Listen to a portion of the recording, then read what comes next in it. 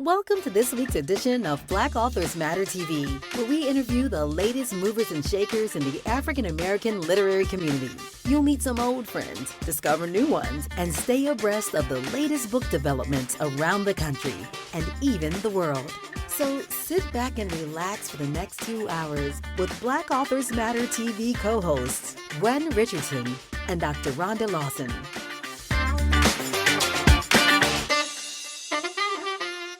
Good evening and welcome to the September 3rd edition of Black Authors Matter TV. I can't believe it's already September. The year 2024 is on its way out. The year will be gone soon before we know it, because once you get to September, it's just a rush after that. But anyway, welcome to Black Authors Matter TV. I'm Gwen Richardson, your host for tonight.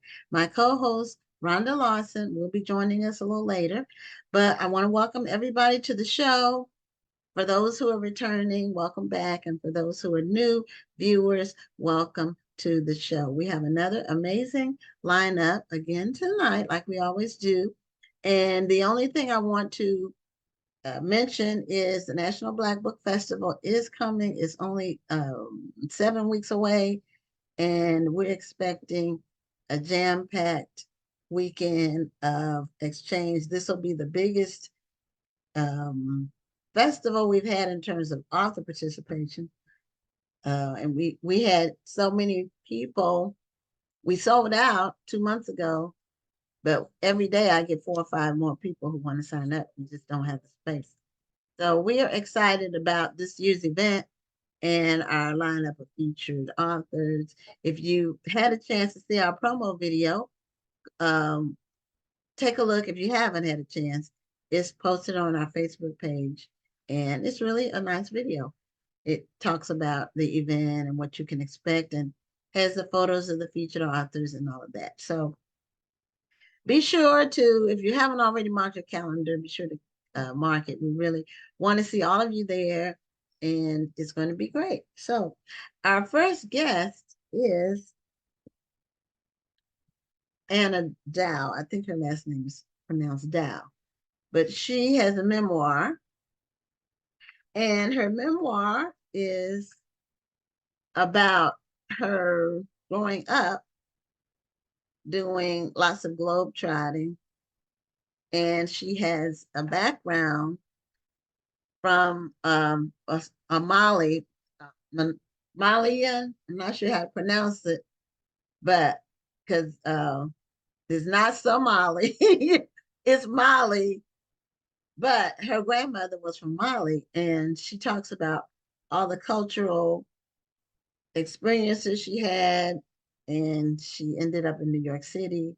So, Anna, welcome to Black Authors Matter TV. Thank you so much. It's so good to finally meet you face to face. How are you? I'm doing great. And now, did I say it right, Malian? Absolutely. Okay, your grandmother was from Mali. And now, were you born in the United States? No, ma'am. I was born in France.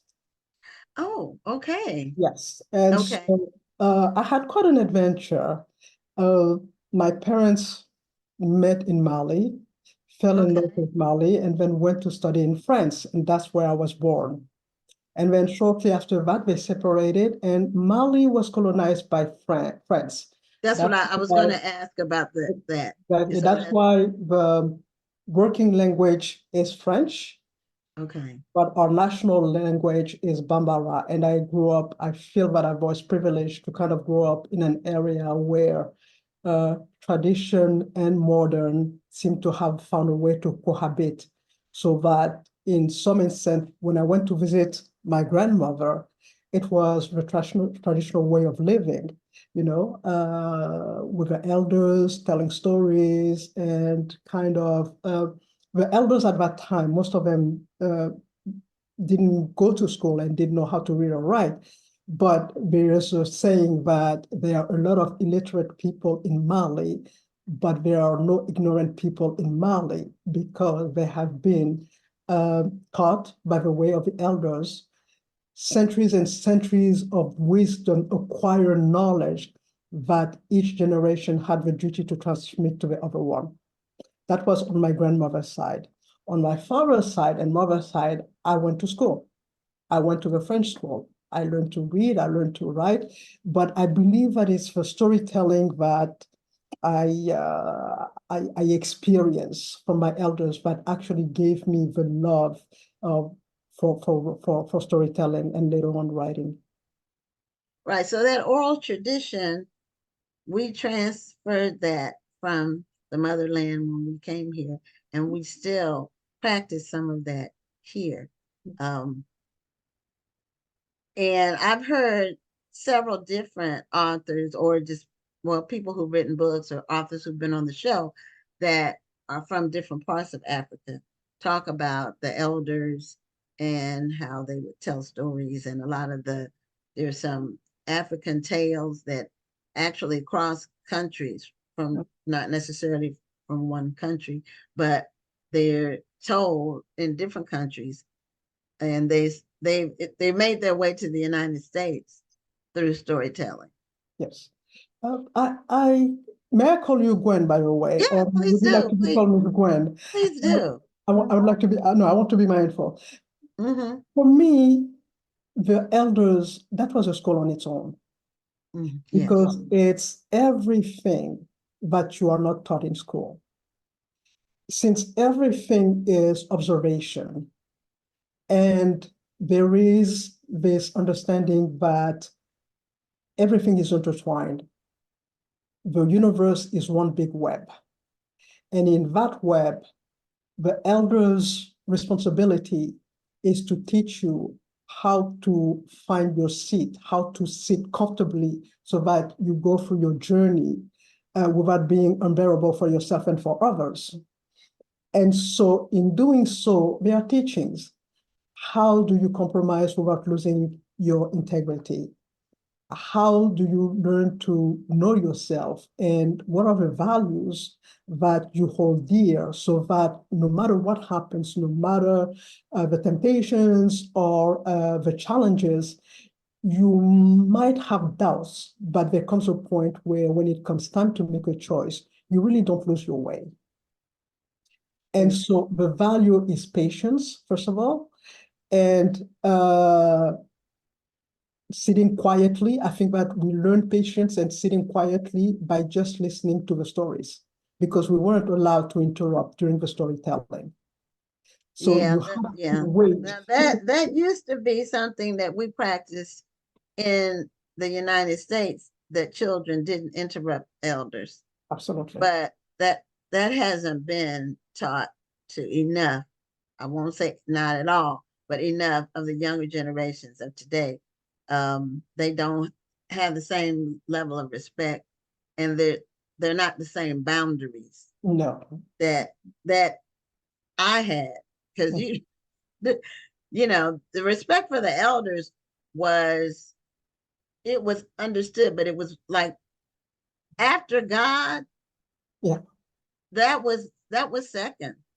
Yeah. And everybody acted that way. Yeah. So I mean, it was pure fear. By the way, it was pure fear, right? After God, it was really pure yes, fear, because yes, there was no good outcome coming from being disrespectful to an elder. There was just no good outcome. right. The truth. If you don't respect your parents, let's say as those elders, if you don't respect your parents, you're not going to respect authority, which means Absolutely. you're not going to be successful, because Absolutely. you have to bow to the authority of somebody in this world. Yep. God, starting with God, but any job you go to, any school you go to, anywhere you go, you have to respect authority. And if you don't, you're going to have problems your whole life. Absolutely. You're going to have serious problems. And Absolutely. you might lose your life behind it. So tell us a little bit about Mali. We don't hear a lot about Mali in the news, or Well, that's not one of the, you hear mostly about Nigeria or South Africa or some other countries, but we don't hear a lot about Mali. no, because Mali, first of all, is a very poor country in terms of maybe wealth, but in terms of culture, it's extremely rich.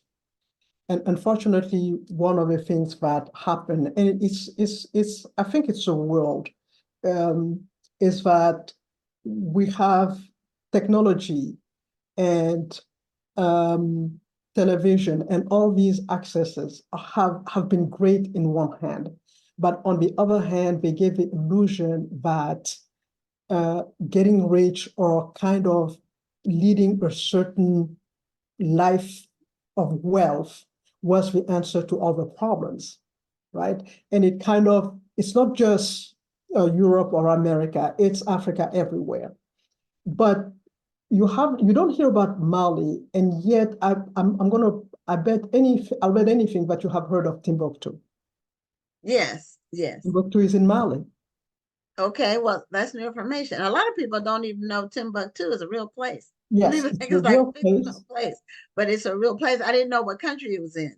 It's in Mali, and the Mali, reason okay. why it is Timbuktu is the well of Buktu. Basically, the northern part of Mali is desert, and during the 13th and 14th century, it became a scholar center because people from the northern part of Africa, Morocco, even Europe came, and there was an exchange. There was trades, exchange of salt, what you call it, and other goods for the gold of Mali. And Oh, if you heard the history of the 14th century king of Mali, the richest man on earth, Kankou Musa, who during the pilgrimage from Mali to Mecca distributed so much gold that the price of gold plummeted for years. oh, okay. And so it's that rich culture that I was privileged to kind of grow up in. And that once I came to the US, because I arrived in the US about a little bit more than 30 years ago. Okay. And I had my head filled with things that I wanted to do. I had a plan, and if plan A didn't work, I had a plan B, plan C, plan D, until basically it came to a screeching halt when I basically had a burnout.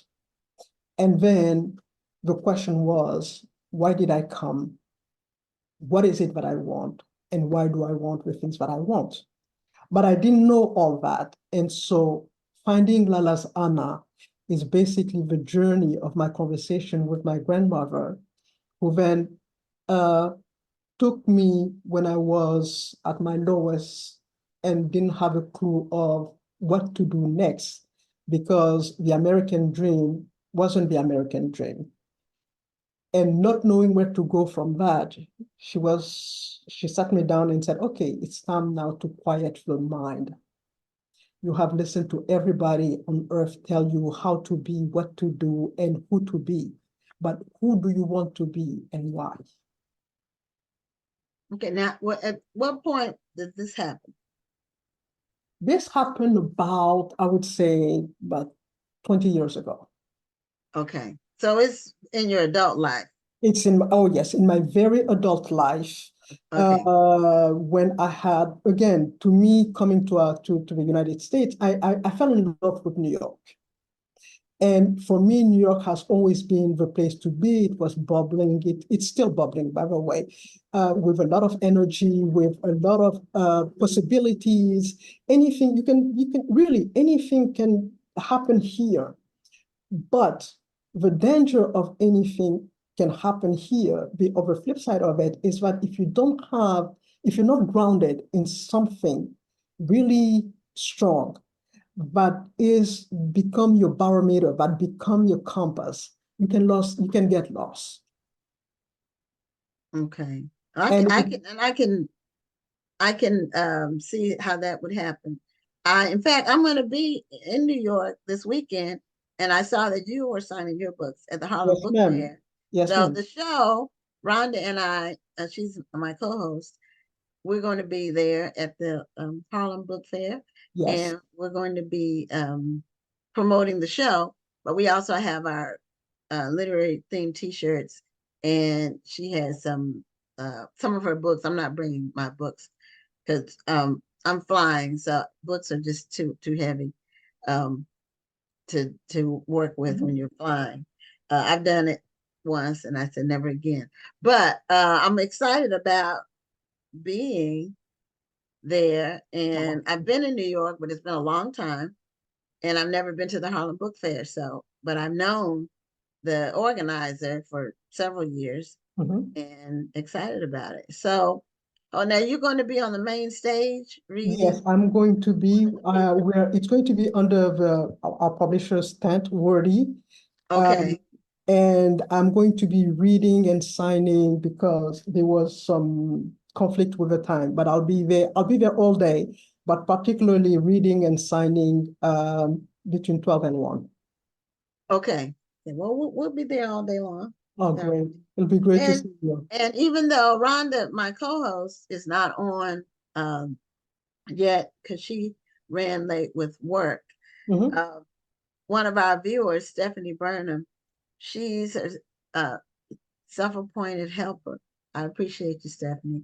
She puts things in the chat, like the links and things like that. That's the role Rhonda plays, as well as interviewing.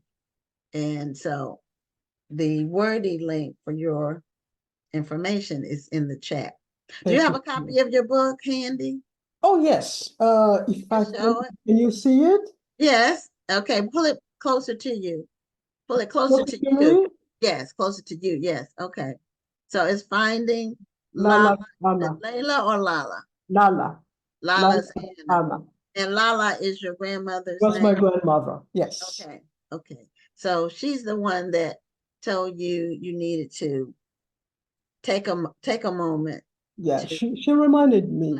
She reminded me that I was. It's almost as if just being out there and running so much for so many things that I had lost touch of my own self, meaning that sense of belonging, that sense of, wait a minute, who are you at the end of the day?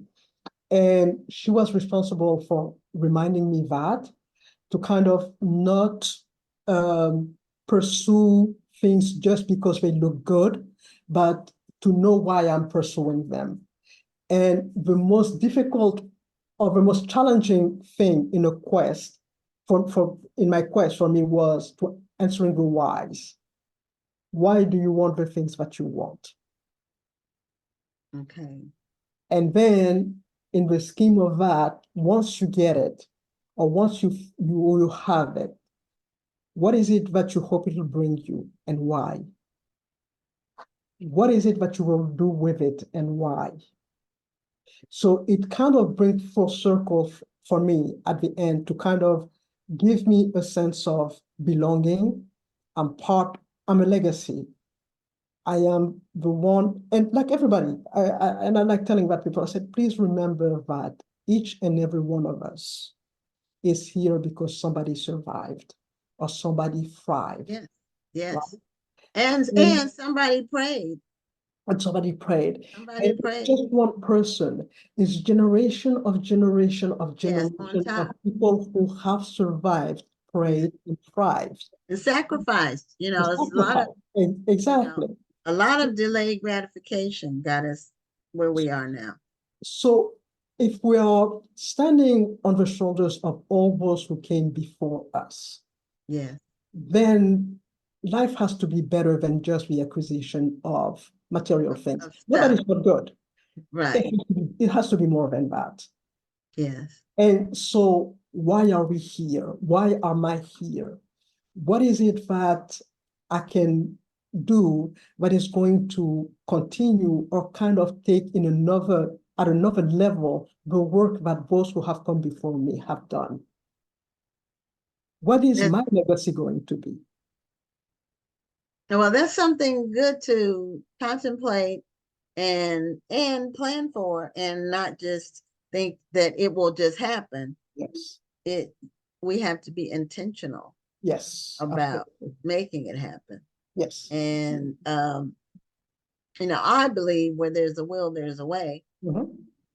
But you have to have the will, and you have to be willing to put forth the effort. Absolutely. And so your book is now where your memoir, where what aspect of your life or what period in your life does the book start with? Some people do I was born so and so and then continue.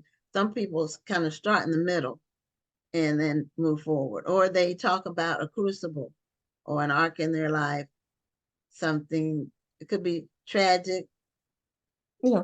and triumphant in the Mhm. end that occurs. So how does your memoir start?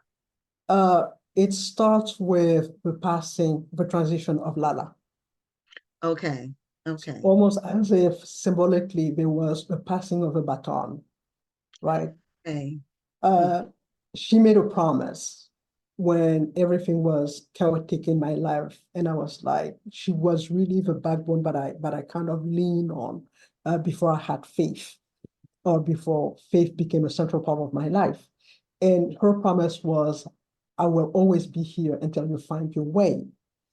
And so after I went through this initiation, I call it initiation, a rite of passages, and she was sure now that I had found my way, that I could go on without leaning on her or without looking for her to answer some questions. That's when she transitioned. So she was And hanging on until yes, she hanging. hung on until she was sure that I was okay. Oh, well, and that's something that I've heard repeatedly from people about elders who they know they're dying, they kind of hang on until Yeah. uh, they're able to either talk to someone that's important or pass information that's important. Yeah.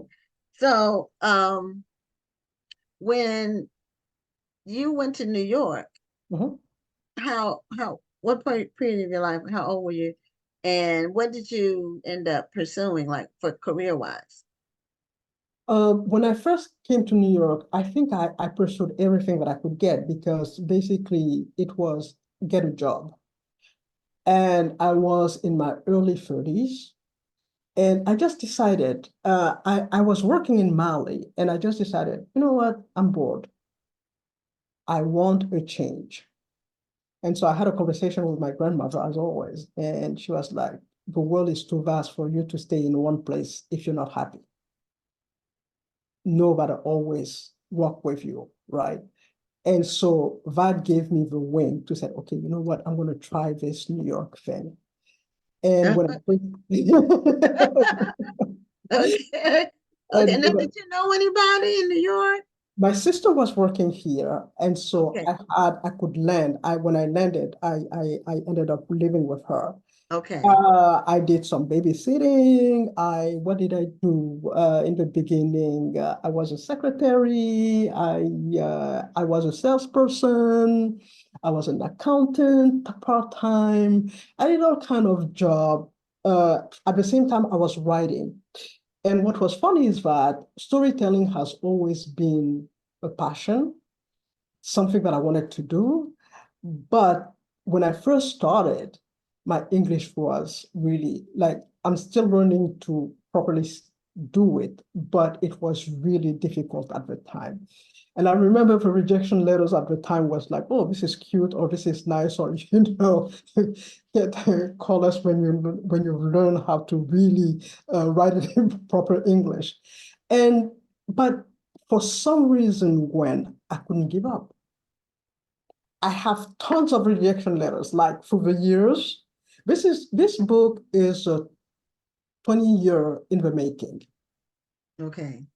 Simply for two reasons. Simply because some of the experience I hadn't lived, some of the experience that I write about, I hadn't lived them. And the first chapter starts with the transition of Lalla. So the book really came together. I had all the pieces together after Lalla transition. Okay. But through the years, I kept, submitting and trying to see anybody would be interested. And it was always like, oh, interesting idea, but it needs so much work. And so it was also putting up with my ego and accepting that I didn't know better. but I didn't know it all, and accepting criticism and accepting people coming in to edit the work and accepting people coming and giving me ideas, and then finding the balance between the criticism that I could take because they didn't change anything in the integrity of a story, and the criticism that I had to put aside because they would change the story and make it something that wasn't me. Okay. Well, don't now the rejection letters that you received, that's a common thing for authors Yes. when they're first trying to get going or trying to get published or trying to find an agent or trying to find a publisher that will look at their work or they I hear stacks of rejection letters. I hear that from just about all of them. If they pursued to be with a major publisher. Mhm. And so I haven't experienced that because I haven't pursued that. I have 15 books, but I self-publish my books. And so because I'm not good at rejection, not to say other people are, but Yeah, I really am not. I don't, if I get rejected, like if I got 3 rejection letters, I probably would quit. okay. So I don't, if I'm not good at something, and my books are very good, but they're not necessarily what the big publishers would consider to be quote marketable or they're very specific, Mhm. so but some people continue and continue on. I applaud them for that because I could not do that.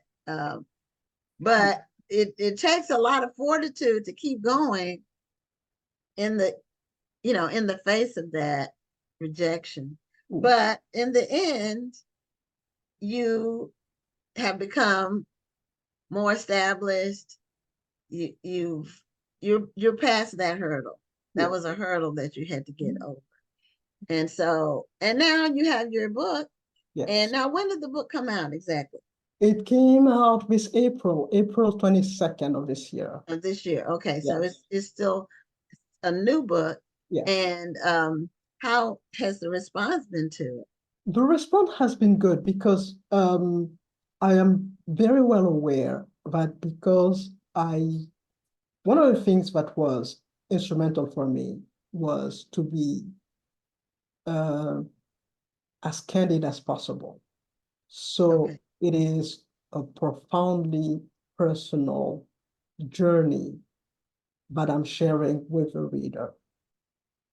And the doubts and the questions, the pain and the anger are all in there.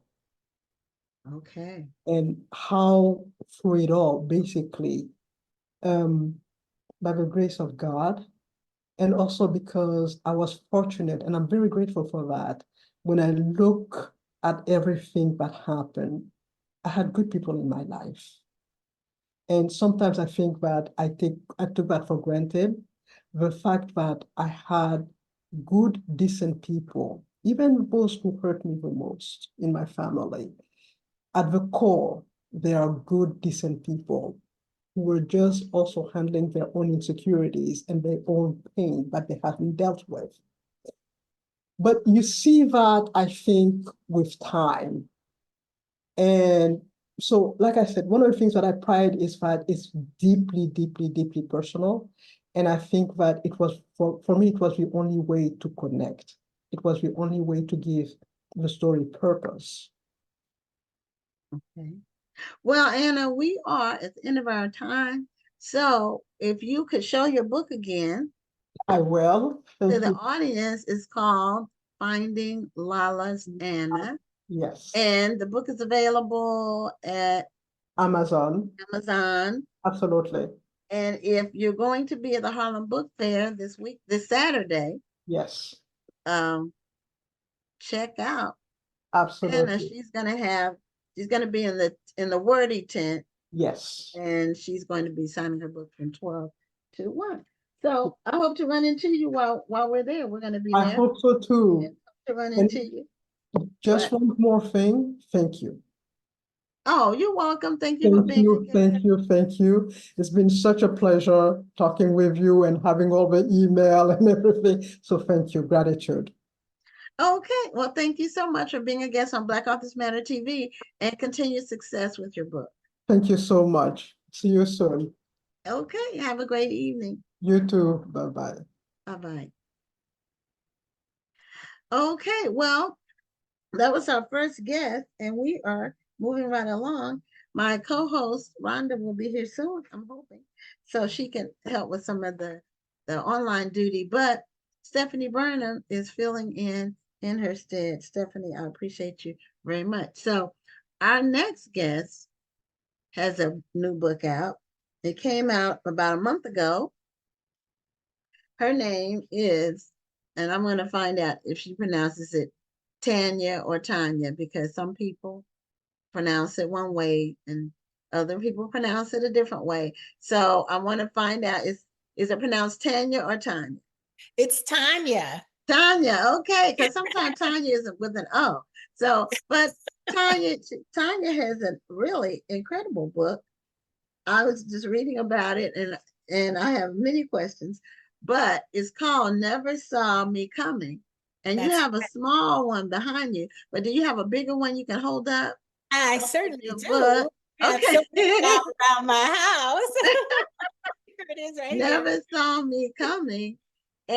And it's a memoir, Yes. but it's an amazing story. I'm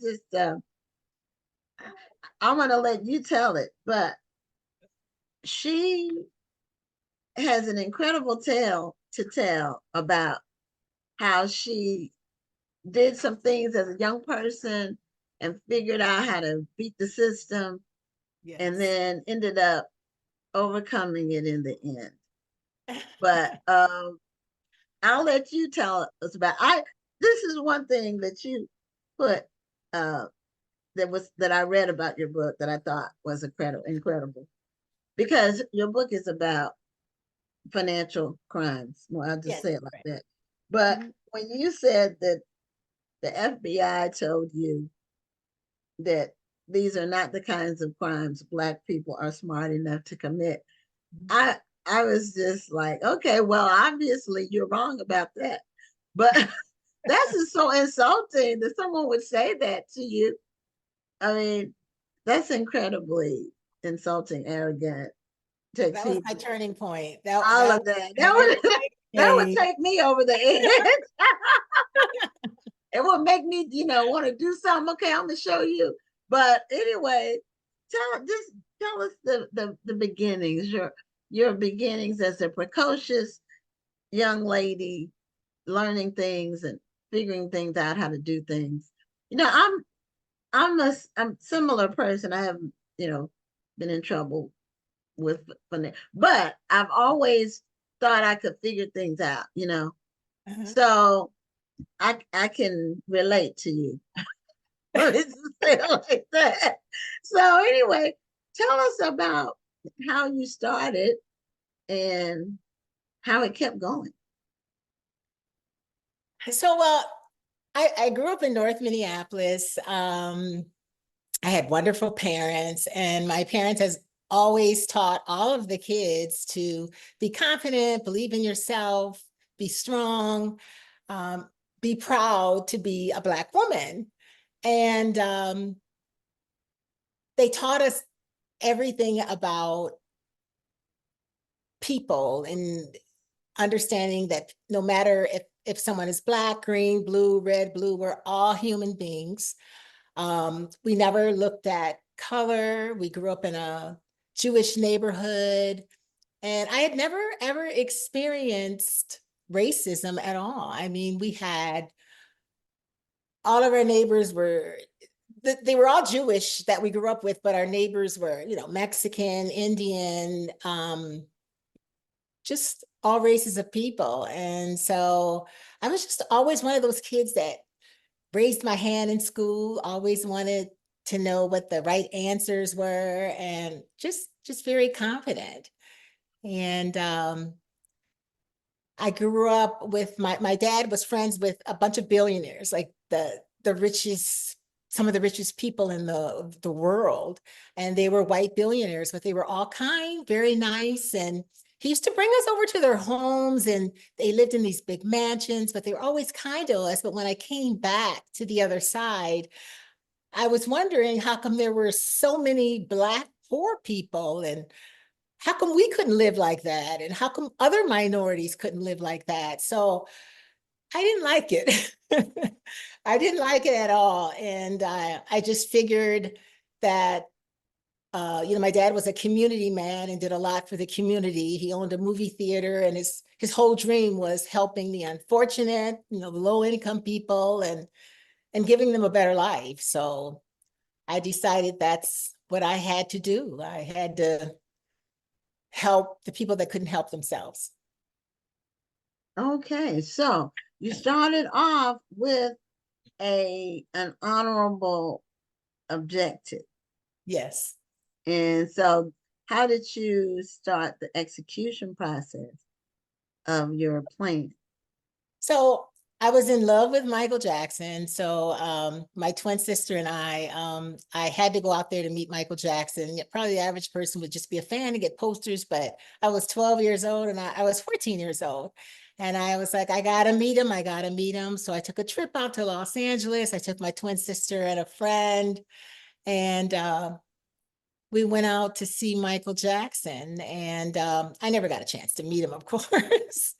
But after that whole scenario, I came back home, and the one thing is, when I went to California, my family lived in Compton, and I had never seen anything like that, with people, being that poor and living in homes that had, bars on the windows and the doors, and all that bothered me. So I came back home, and I decided that I was going to help people. And I became like the Robin Hood of the neighborhood. And there were some families that would have like their lights turned off, and I would get them turned back on because it was bothering me that kids couldn't read books at night because their lights were cut off. I get a little sensitive about it, but so I just started paying people's utilities, paying their bills, mortgages for, older people that couldn't help themselves. And I was like the neighborhood Robin Hood. So Okay, so how did you accomplish this? how did I what? I'm sorry. How did you accomplish this?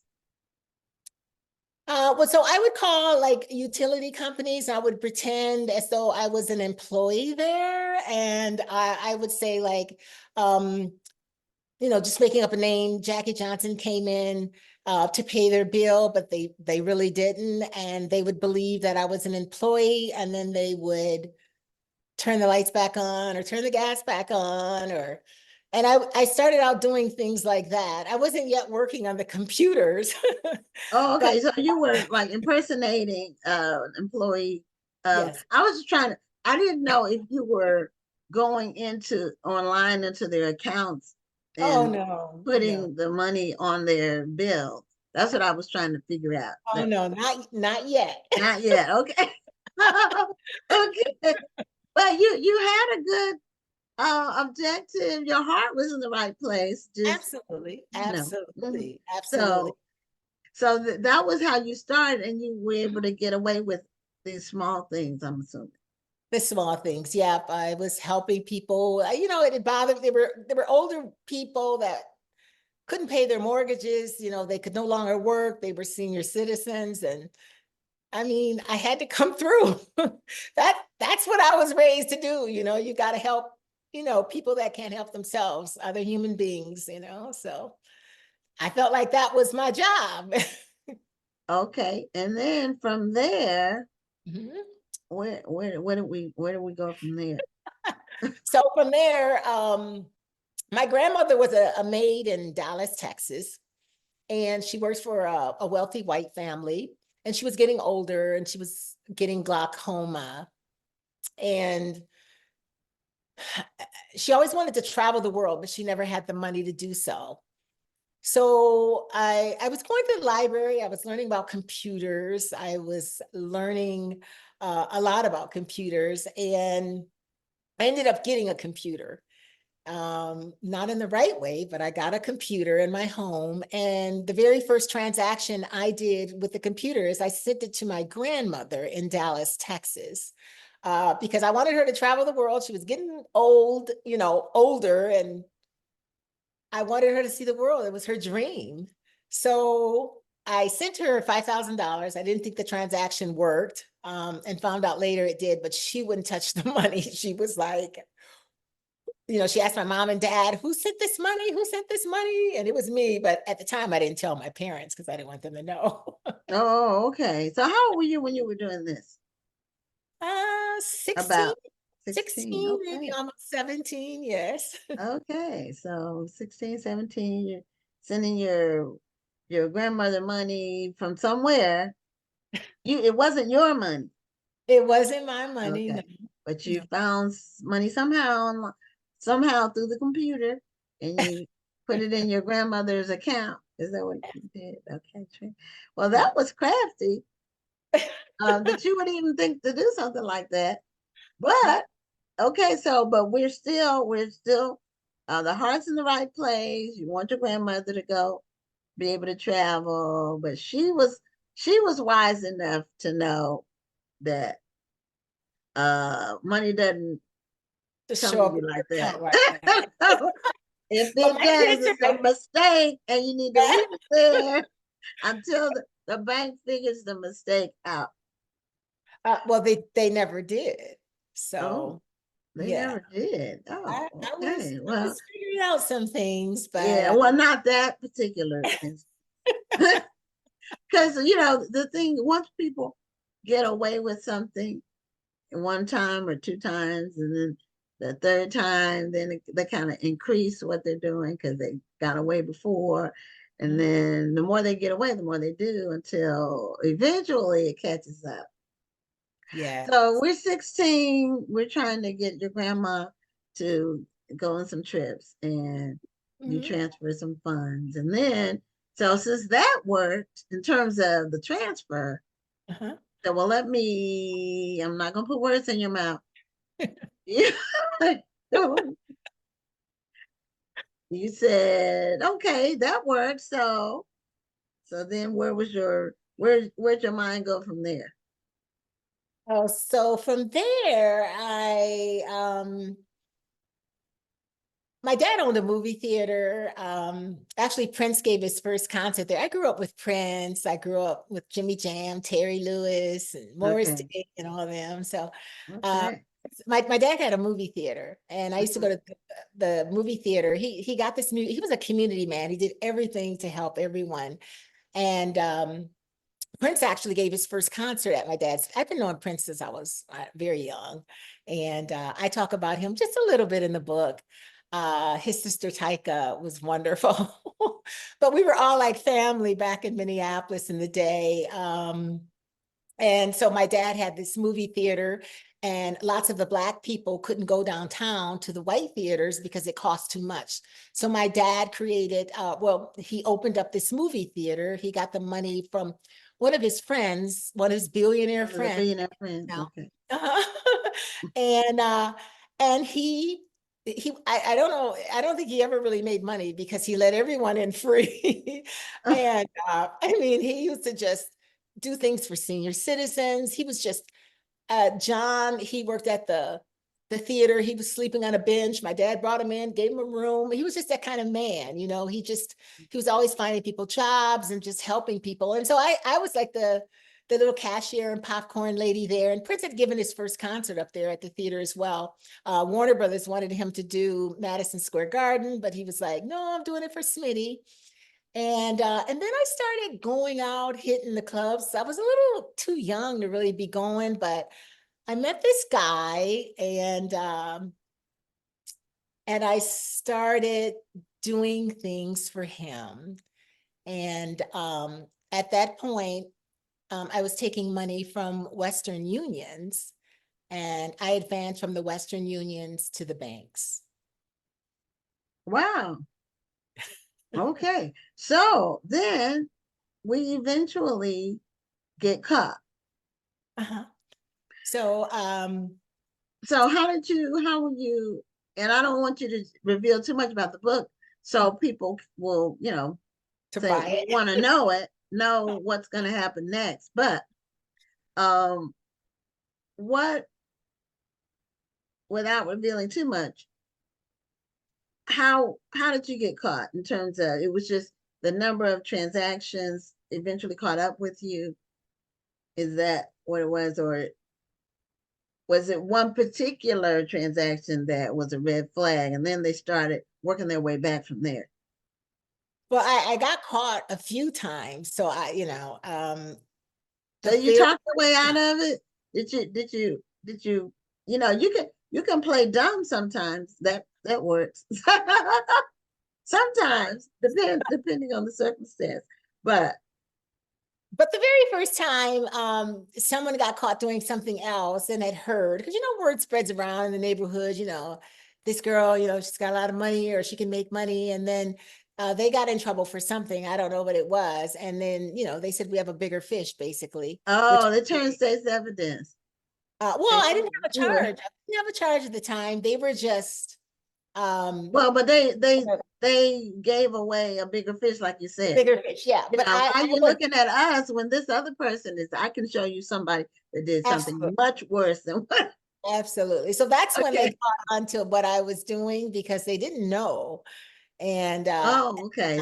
So, well, initially they didn't actually think it was me at all. They thought it was a white man who they were calling the mastermind because they didn't think that a Black woman could be smart enough to do it. yeah, that statement from the FBI was in your book. I'm like, well, that is so insulting, but and it's a shame that people, and I'm not saying that people should commit crimes. I'm saying the part about being smart, that part, you Absolutely. would think that that was way in our rearview mirrors, but it's not, because it rears its head every now and then. Absolutely. And that was my fight. So I just kind of at that point, because that was my turning point, because uh, that was when I said, I'm going to have to show you what this Black woman can do. Okay. Yes. And I did, and I was fighting them cat and mouse every step of the way. I was fearless. I didn't care, and they weren't going to tell me that. And I didn't feel like I was just fighting by myself. I felt like I was fighting for other women, other Black women, other, green women, blue. I was fighting, and I wasn't afraid to do so. You're not going to tell me that intelligence is determined by the color of your skin. So come on, let's do it. Let me show you. And that's what I did. So that was my biggest fight. A lot of people say, oh, she was, the feds would say, oh, she's just greedy. No, I had to show them. I had to do it. It was in my heart. So Now, actually, smart is the wrong word, even though that's the word they use, but it's more cunning than smart. It's and generally, just generally, we don't go in that direction with things. right. Generally, Absolutely. there are a few exceptions, but that's not those kind of white collar. They call them white collar crimes or whatever. Those are normally done by white men. That's normally who does them. Not even white women do that many of those, relatively speaking. Right. Right. It's like Right. the this this latest one, Freed, the guy who did all that crypto stuff, and they caught him Oh about a yeah. year ago, and Uh-huh. he got 20 years or 25 years, and which he should have, because he claimed, on the one hand, he claimed he was a genius to be able to do this, whatever the transactions. But then on the other hand, he wasn't smart enough to know he was supposed to keep records. Right. So either you're dumb or you're smart. He didn't know what the rule. He didn't know there were rules. Right. Right. Right. Claim ignorance. I guess you have to have a defense. But you weren't using that as a defense.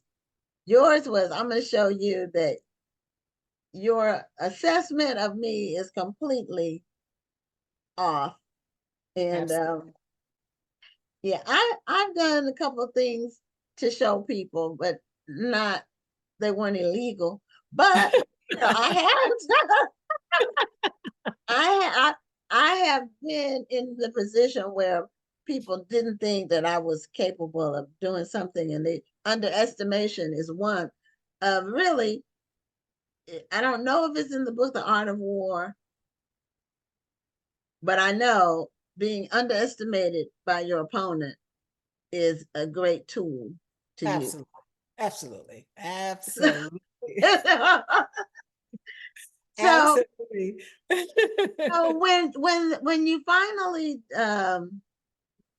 did have, you know, well, you got caught in the system in terms of being charged, I would say charged. Mhm. How were you able to? Why aren't you in prison? Well, I mean, it just so what how were happened? you able to? How were you able to avoid prison? Well, I didn't avoid prison. I went to prison. I escaped from prison. Oh, Yeah, okay. it's all in the book. Okay, and so you're an escapee as of now, or that's No, no, that's it's all happened a long time ago, many years okay. ago. I was gonna say, are you on the show from a non-disclosed location? They want to be tapping into my Zoom to see who's on the other end. So okay, so how long were you in prison?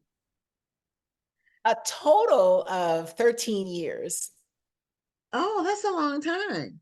That's a lot. I had the longest sentence ever given to a white collar offender in the country. They gave me 24 and a half years.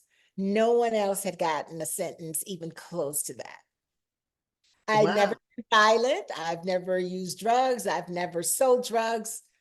I just used my brain, and they felt like that was worth 24 and a half years. So the 13 years that how did your family react to all Oh, of this? we're heartbroken. Of Yeah. course. I mean, it was very sad for them and for me to see them in that state of mind. But sometimes you just have to do what you have to do. If you believe in something in your heart, you got to do it by any means necessary. So when you were um 13 years is a long time. So how did you utilize your time behind bars? Did you write this book while you were there? Or was that, you said that's a long time behind you, but what did you do? Like, did you end up running the place with the I mean, there was just so much happening. So much happening, and I didn't spend the time straight because I escaped, like I told you. So I was gone. The feds were taking me all over the world, trying to charge me everywhere I mean, they were not, I wouldn't say the world, but all over the country trying to charge me. There was just a lot of things that were being done that shouldn't have been done. And here's the thing, I knew what I was doing.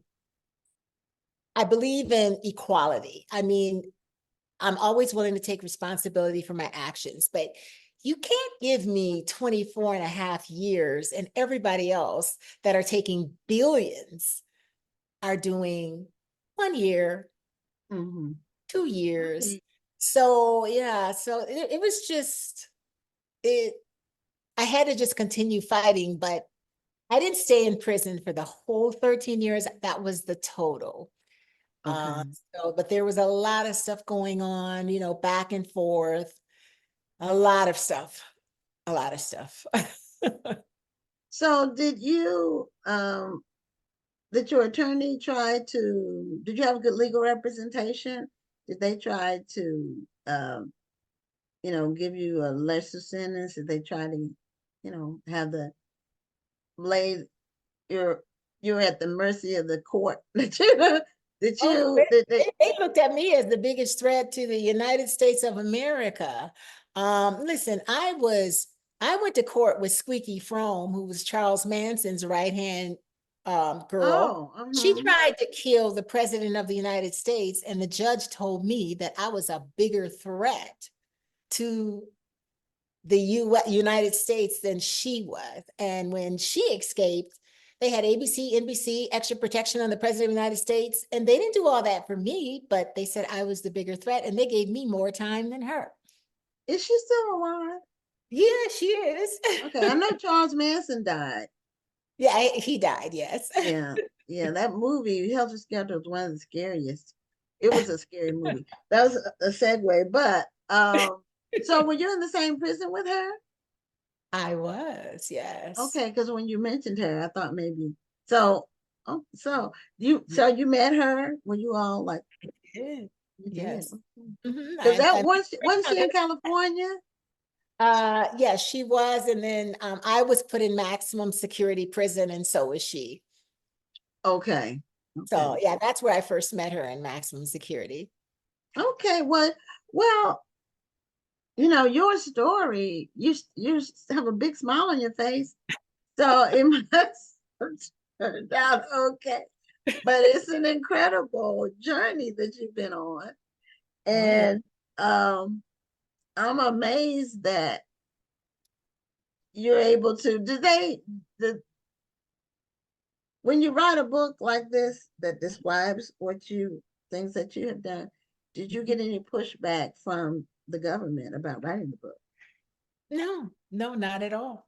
Okay, I didn't know if they had any rules about disclosures, or I don't know. I didn't know. So that's why I was asking. Freedom of speech, freedom of speech. Yeah, that's true. That is true. But it's, people will still try to shut you down even with that. So Oh no, absolutely, yeah, absolutely. they Absolutely. do that. Yes. So the picture on the cover, is that you or is that a model? No, that's not me. Okay, that's a model. Yes. Okay. And did you come up with your title, or did the publisher come up with it? Well, let me just say this. So I had a great editor. I mean, my editor is the best in the world, Tracy Sherrod. Yeah, I've heard of her. Oh, she's the best. If you don't have Tracy Sherrod, you don't have the best. Okay. So we work together. I mean, she's just been wonderful. And she worked very hard to get this book done for me. I mean, every step of the way. And she was fantastic. I love her. Okay. I do. Yeah, she's been great. But yeah, I mean, we did everything together. And I was, when I got out of prison in 1999, and when I got out from 1999 all the way up until, I'd say 2020, no one knew who I was. I never talked about my life or what I went through or everything that was going on. And it was just, I just always felt like I was never myself, And so my daughter, when she found out about it later on, when she was a teenager, she convinced me to tell my story. And truly, in 2020 is the first time I ever really felt free, because I couldn't, nobody would hire me for a job because of my criminal record. And it was very hard. And then when someone would hear my name, Tanya Smith, it was like, oh my goodness, so it's kind of like I was walking around being someone that I was not. So, writing this book and Tracy helping me and my daughter, I'm free now. And I can talk about it, which I've always wanted to do. Okay. Well, I wasn't aware of that, your history, or I didn't hear about it. It could have been more of a local story. Did it make the national news? Oh, I was in everything. I missed it. So, I totally missed it. So, and I keep up with what's going on. I just didn't. I missed that, or if I did, it's been so far back. When it happened, a long time ago. Yeah, It was a really long time ago. Yeah, it's been a whole lot of news since then. To keep up with. So it's an amazing story. Never saw me coming. And if you could show your cover again. Okay, I will One more time. definitely. It's a great book. Yeah, who's I'm your really publisher? proud of it. Who's your It's publisher? Hachette, Little Brown, Hesha. Little Hesha. Brown, Okay. Little Brown. Okay.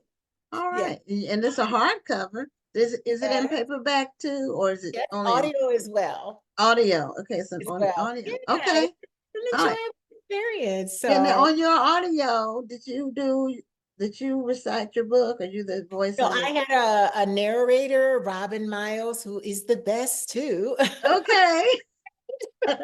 She was Okay. fantastic. So yes.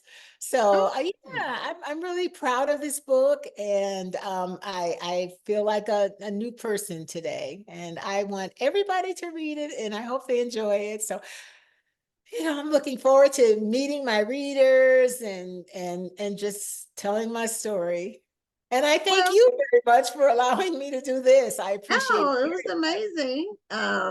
We appreciate you. I think it's probably you're the first female. We've had other people that, spent time behind bars doing different things, and wrote memoirs about it. But I think you're the first female uh that did a financial crime. Oh, okay. So, And so it's and we victimless. I want you to know it was victimless. So I didn't take money from individuals. I just took them from things. okay, well, the banks might say they're victims, but Yeah, they do. They do. but and we're getting close to 700 people that we've interviewed. So Oh, really? yeah, but the show's 4 years old, and Wow. getting Congratulations. close to 700 people.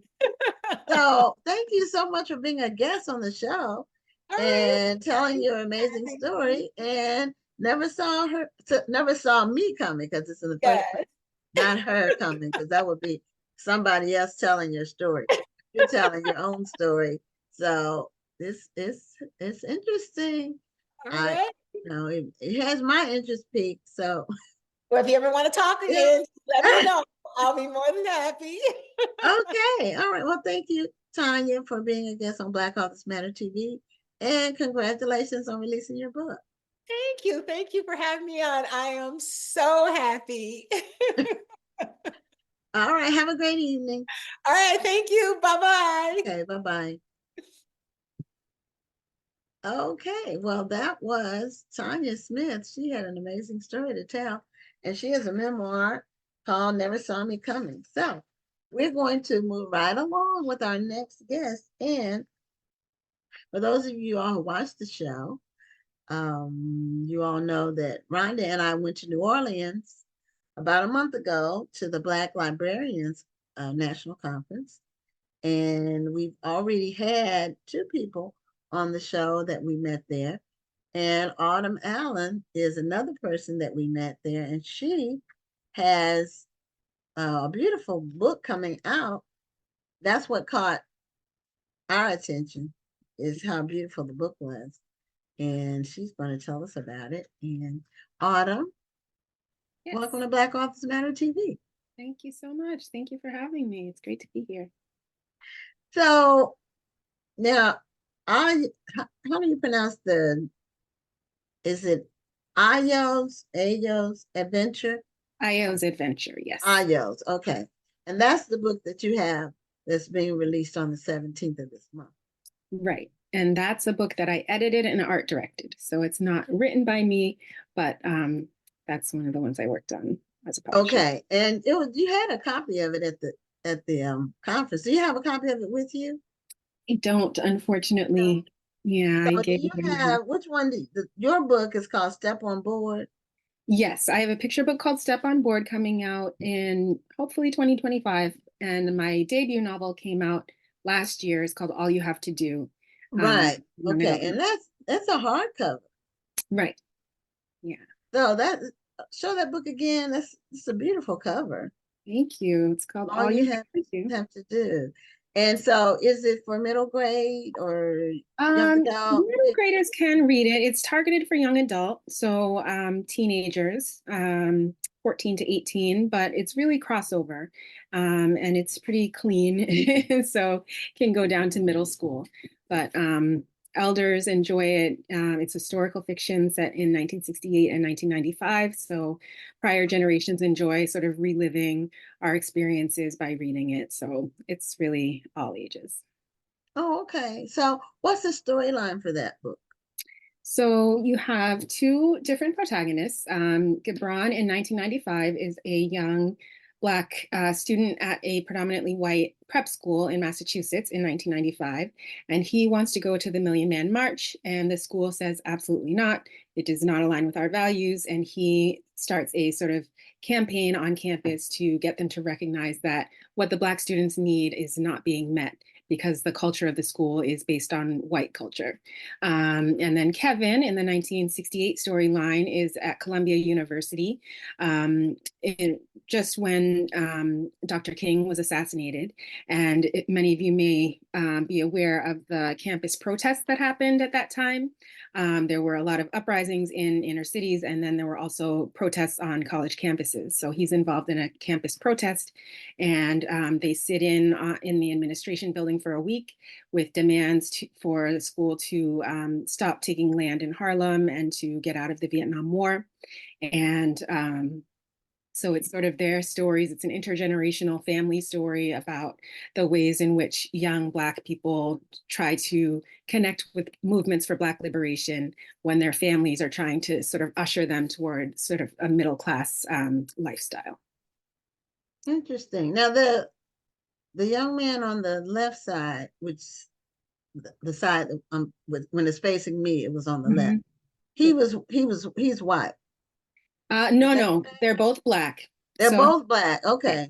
Just Okay. I like couldn't really tell because of the black and white motif yeah, on the other side. I wasn't sure to see that. So I didn't know if I was trying to figure out how their paths cross. Yeah. So, okay. That's part of the fun of reading it. So I'm not going to give it away, but I will say it's an intergenerational family story. Okay. Now, what inspired you to come up with that plot? Basically, the 1995 plot was based on my family. I am third in a set of 4 siblings. We all went to prep schools in Massachusetts, and some of us had an easier time getting through than others. My brothers in particular sort of didn't follow the trajectory that you expect coming out of prep schools, going to colleges and, moving on to middle class careers. And I really wanted to dig in and explore what makes some young people really averse to following that trajectory and really resist the premise that if you, assimilate, you can, have the American dream. So they say, well, not only am I unwilling to assimilate, but I don't care about the American dream. So I wanted to really figure out what makes some young people decide that so early, because I think a lot of people sort of get disillusioned later in life. But when you're younger and you're being told just, get through school, get through college, and you'll get a good job, you kind of, most of us kind of believe it. And we just say, okay, well, I'll do what I have to do when I'm in that environment. But then some say, nope, I'm not doing it. And I wanted to figure out what makes some young people do that. So did you grow up in a Muslim household? I did kind of. My stepfather was Muslim, and he was raising us for about 10 years. So about half of my life, I had that influence, but I wasn't raised Muslim per se. I became Muslim in college. Okay. So you and your brothers went to prep schools in Massachusetts, you say? Yeah. Do you want to name the prep school? I mean, I can. Is it a name that people would recognize? People who are local to Massachusetts would recognize them. We went to the Park School and Milton Academy, and my older brother went to Buckingham Brown and Nichols, BBNN. So, okay. And so, obviously your parents wanted you to go to prep schools, right. And prep schools are quite expensive. So, and were there many Black students at the school? Or were you like No, no, one? especially at that time. We were very much in the minority, and that's a lot of what I deal with in the book is that experience of in the 90s being a minority in a mostly white, mostly wealthy environment and knowing that there's something different about you, but nobody will admit it. Nobody will say anything about it because it's a colorblind era, right? And so everyone thinks that the polite thing to do is to not talk about race. And so nobody's saying anything and but you still feel this way. And so what does that do to a child to not be able to name what they're feeling or to even understand why they're feeling so different? So that's part of what I go through. Each character has memories of their childhood growing up and sort of traces how they got to be this rebellious young man that they are today. Yeah. I went to Georgetown for undergraduate school, and the culture of the wealthy white person is different from your regular white person. If I could, because I went to high school with, it was our high school was 60-40, 60% white, but 40% Black. So there was no, racial, if anything, nobody messed with anybody, but we didn't have the racial animosities or discrimination. Or, I had white friends, and, I was in the Keats, which was like the Key Club for girls. And, I was in honor society. So a lot of my high school friends were white, even though our neighborhood was middle class Black. But I had white friends in high school. And I went to Georgetown, and these were different white people. Yeah. It's different. I mean, and they went to prep schools. That was why a lot of them went to prep schools. And that was why I was asking you about the names of them. And I remember one in particular, one of the girls on the floor, because there were only like 3 Black, my freshman year, there were only 3 Black females in the dorm. It was a female dorm. It was only 3 Black females in the whole dorm. And one of the girl across the hall, the white girl across the hall, she said, we had one Black girl at our school, but nobody talked to her. And she just said it like it was no big deal. Wow. And I'm thinking, this poor girl went through high school and nobody talked to her. And see, that's a different kind of racism than violence. Right. Somebody calling you names. Being invisible can be even worse. And I mean, it's just as bad. Yeah. When you're in this environment, and it's challenging. So I know exactly what you're referring to when you see that they recognize the race when I was at Georgetown, but they would say things that were incredibly dismissive. Yeah. And they thought it was all right. They didn't see anything wrong with it. They would just say insulting things to your face, and they did not think it was anything wrong with it. That's what made it very challenging. So I can relate to what you're saying as far as your experience, and putting it in a book is a good way to make other people aware that may not have had that experience, to make them aware of just what a culture shock it can be, but also very, very debilitating. It can be soul crushing to a certain extent. Yeah. You have to figure out and find your way. Yeah. Yeah. Sometimes from the outside, you don't know what a kid is going through, whether it's a child or a teenager, they aren't necessarily able to articulate what they're feeling. And so from the outside, it can come across as being, unreasonable or too sensitive. Right? Or demanding or somehow defiant, all sorts of behavior issues because you just don't understand. So one thing I really wanted to do was to articulate how it feels as a child and as a teen in these environments. And I think it came across pretty well. A lot of people really who didn't have a similar experience really learned a lot from reading the book, and told me that, they just keep thinking about it, and, they really felt for the characters, which was satisfying for me because I was worried that people would kind of think they're too militant or too this, too that, but people really could understand where they were coming from once they saw the things they had gone through. So it's been a nice reception. Okay, now that book came out when? Last August, so just about a year ago. About a year ago. Okay. So have you had any success? Like, have you gone to schools that have read the book? Have you done presentations in like high schools? Really only one. students? And it was a school that went up to 8th grade. So they had read sections of the book and not the whole Okay. thing. Okay.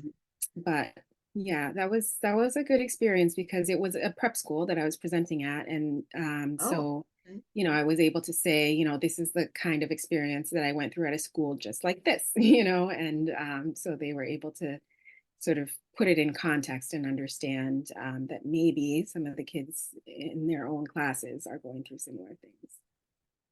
So do you feel things have improved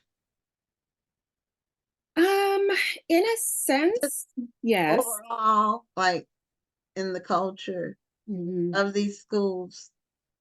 That I the think, people or like the right, next generations are different, or I don't know, yeah, more flexible, maybe less arrogant.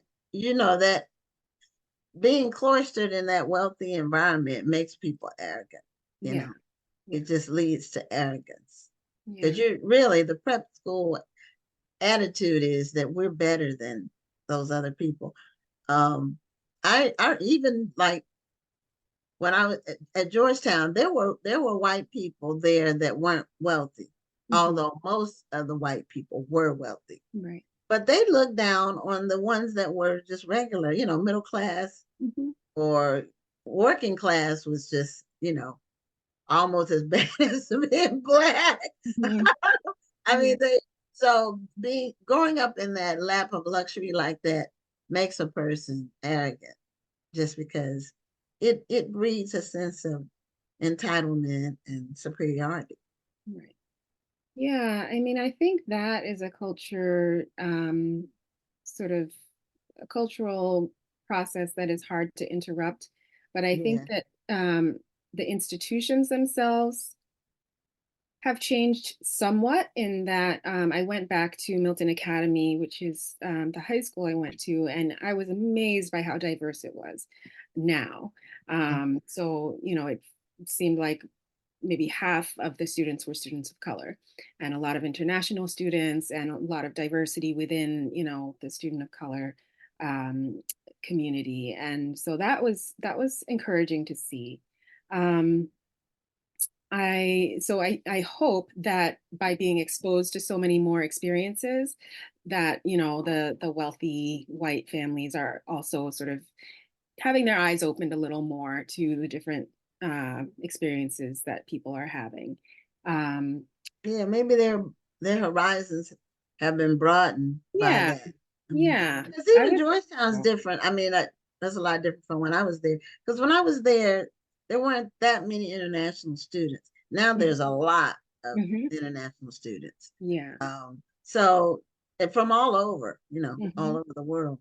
Yeah. But just exposure to different people, Hmm. it's kind of like traveling to different places. Right. Even within the United States, there Hmm. are places that are completely different from other places. Yeah. And I encourage people to get out. And the United States is big, Hmm. and it's a very diverse country, Yeah. just geographically, with the topography. Um, some places look completely different from others. Right. I don't know if you've ever been through like Arizona or New Mhm. Mexico, that area of the country is completely different from anything on either coast Mhm. because there's no ocean, there's Yeah. no, uh, And even the culture I find is very different. You know, I'm from Yeah. Boston. I grew up in Boston, and people who would come here from other places would say, "Oh, Bostonians are so rude and mean and cold." And to me, that was just normal. But then when I traveled both within the states, like, you know, in the South or overseas, I would be like, "Wow, people are so friendly. Why are people talking to me and being hospitable?" You know, Yeah. I You realized, know, I oh, only went to Boston once, and that was my impression. It was cold yeah. and rude. The people were mean and cold. The weather was cold. The people were cold. Yep. I've only been once, but I'm working. My co-host is on Rhonda. This is Autumn Allen, who we met Hi, in Autumn. Friends, and Yeah. she's telling the amazing story about the book that she had out last year called. Show the book again because I don't have it in my. I All don't have you have to it in my do. mind. All you have to do, and but the cover is so beautiful. It Now, is beautiful. who did your cover? Like, Salam Mohammed, he's an artist that I found on Instagram, and I rushed to tell my publisher he would do an amazing job. And thankfully he was able to put us on his schedule. oh, okay, it's beautiful cover. Yeah. So, now do you have a sequel or another book coming out? I Uh, am currently writing another novel that is set in the same world. So it's basically the same family, one generation later. okay. So that's what You I'm have a working. title yet? Well, what should I You don't say? want to say because it's We not haven't decided 100%. We have is it titles embargoed or whatever? we have two titles we're choosing between, so Yeah. I'll keep Now it to you have the other book, Aya's Adventure, and Mhm. you said you played a different role with that Right. book. Yes, I It's am the editor. Yeah, editor and art director for Io's Adventure. And that book is coming out this month, and it's written by Ein Heath Drew and illustrated by Erin K. Robinson. And we'll be having a launch event on September 19th. And yeah, it's very exciting. It's an adventure through the African diaspora from Afro to Zulu. So it's organized by alphabet, but it's you know, the little boy is going through different experiences. He's playing in a calypso band, and then he's visiting a Dogon village, and then he's traveling with Mansa Musa.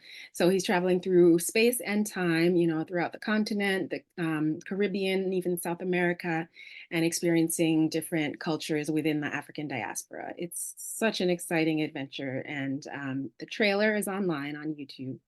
Okay. It's And kind of a history lesson and an adventure all in one. yeah, Yeah, yeah. I love It that. was beautifully done. I remember going through. I didn't get to go through the whole book, but I remember looking on the inside when you had brought.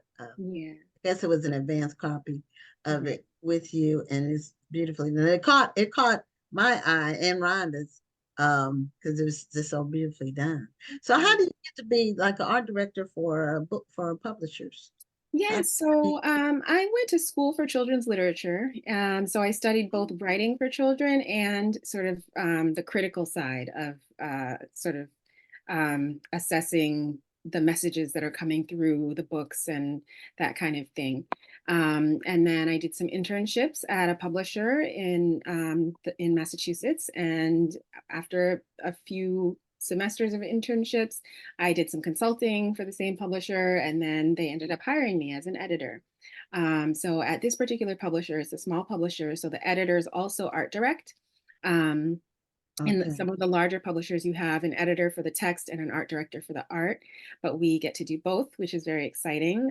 One of my best experiences for Io's Adventure was meeting with the artist and sort of talking her through different ideas for different spreads and watching her sketch in real time and sort of put characters in different places and discuss how it's looking with her. So yeah, it's you just you know the positions don't come up very often, so Right. a lot of times you have to work your way up from, you know, internship to assistantship to, you know, It's a great way to learn the business from kind of the bottom up. yeah, absolutely. Yeah, I didn't even know that you could major in children's literature. Yeah, you I didn't know, know I that was a didn't major. yeah, I didn't know until until I was like 30 something. And I heard someone say that they were at a children's literature symposium at this school and at a university in Boston. And I was like, wait a minute, wait a minute, wait a minute. Adults can study children's literature? Because at that time I was homeschooling my kids and I was having trouble finding books that I wanted to share with them. And so I jumped right on it and applied. It was a graduate program. So typically as an undergrad, you can take some classes in children's literature, but the real specialization would be as a graduate children. It Okay, makes sense though. it does. I'm guessing with children's literature, you're not just learning how to write it, but you're learning maybe how to choose it, how to reach children with different types of stories. Is that what it's all about? Yeah, so I did a double degree. So I did a Master's of Arts in Children's Literature and a Master of Fine Arts in Writing for Children. So the Master of Arts was the critical side, was really using different critical lenses to analyze the different books, the same way we do in literature classes, you know, in English major. And then the Writing for Children, that was the one that was really how to craft a story, how to, you know, make a plot, how to edit and revise and that sort of thing. So I was able to look at it from both sides, which was really helpful. So, you know, the illustrations in children's books are the main thing. One thing that we talked a lot about was how the illustrations and the words sort of come together to create something that's bigger than you know, the separate parts. So the words don't have to describe everything that's in the images because the child is listening to the words while they're looking at the images. So they get to sort of soak it all in visually and also hear, you know, something that's maybe a little different from what's happening in the pictures. And that's often part of the joy, you know, of picture books is seeing, oh wait, but you know, the words didn't say about this, but I see this puppy on every page, or, you know, something that the artist sort of added in on their own accord. So a lot of fun to figure out. Wow. And you have some other books coming out next year. So are I these was books? just going to say the same thing. I said, it looks like 2025 is going to be a busy time for you. I think so. Yeah. So are these books you wrote, or are these one of the ones that you did the art direction for?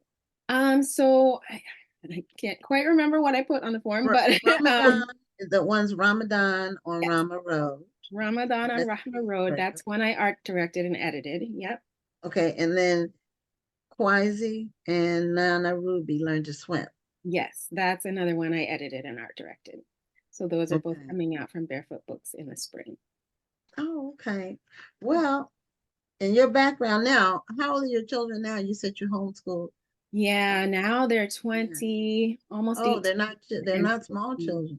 Yeah. You know, our children are always our children, but They're just not the babies. They're just our babies. They are.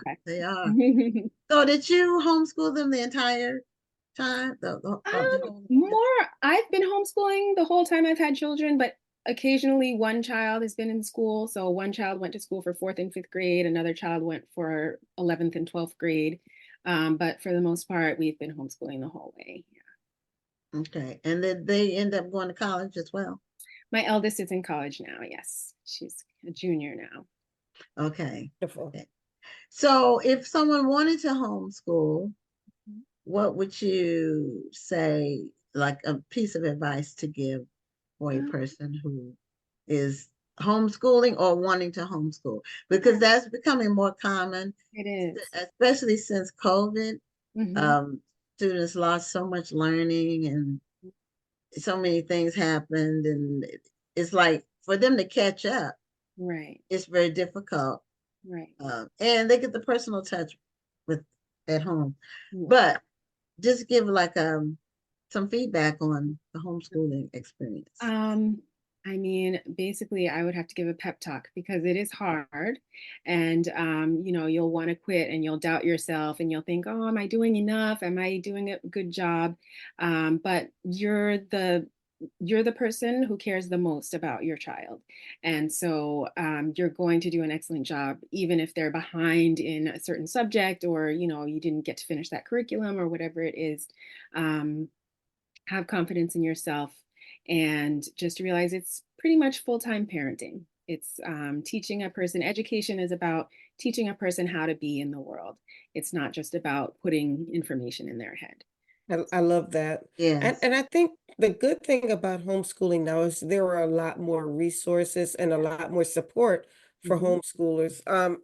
I once even saw a group of parents who gave their homeschool children their own prom because they didn't go to Oh, regular nice. school. Yeah, Right. yeah. So I think with having that support system, having resources for developing your curriculum has Mhm. actually made homeschooling a little bit easier than it used to be, say 10, maybe 20 years ago. Yeah, Yeah, definitely. there are more resources now. My daughter went to a private school. Let's see, she was there 7th, 8th, and 9th. Yeah. Mhm. And the school she went to was a classical Christian school, and it was started by homeschool families. Oh, So the homeschool families, they wanted they wanted to the socialization piece of it. mhm, And so they would be with kids who had been similarly taught. And mhm. so I think it was maybe 10 families that ended up opening the school. And now it's big now. I mean, Yeah. I don't know how many students, but they built their own building. They were sharing a building when she went. They were Mhm, actually sharing part of a church.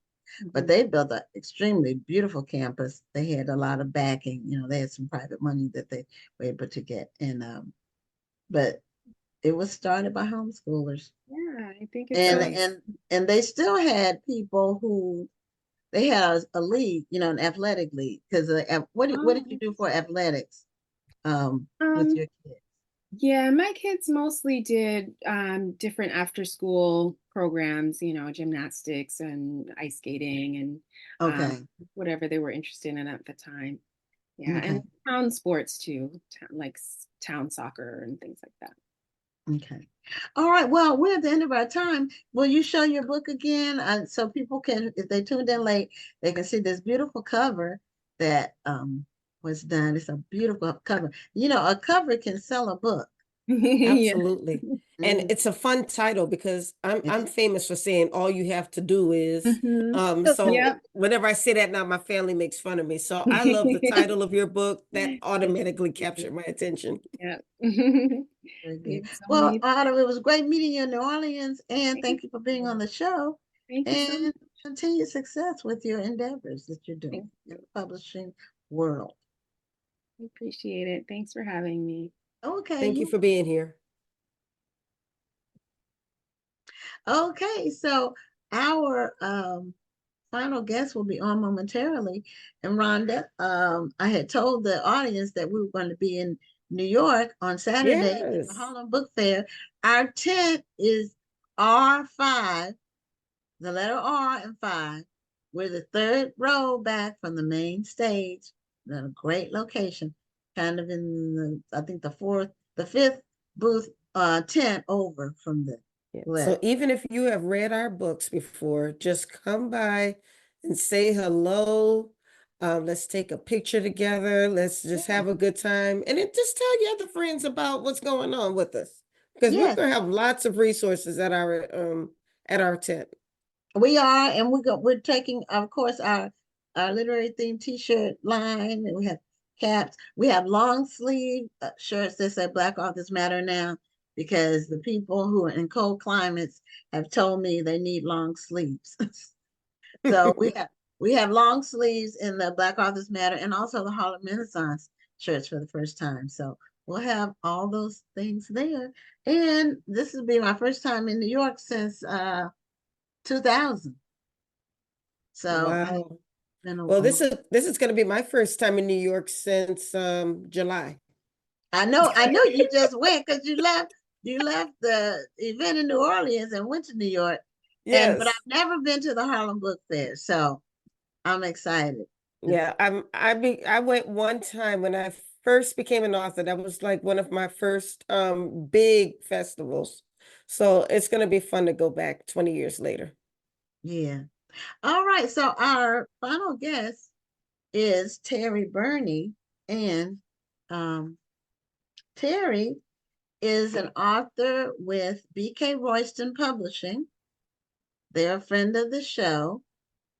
And as a matter of fact, on next week's show, we're going to have Julia Royston with BK Royston Publishing and Shanitha Burton with She Publishing, because they're going to be at the festival.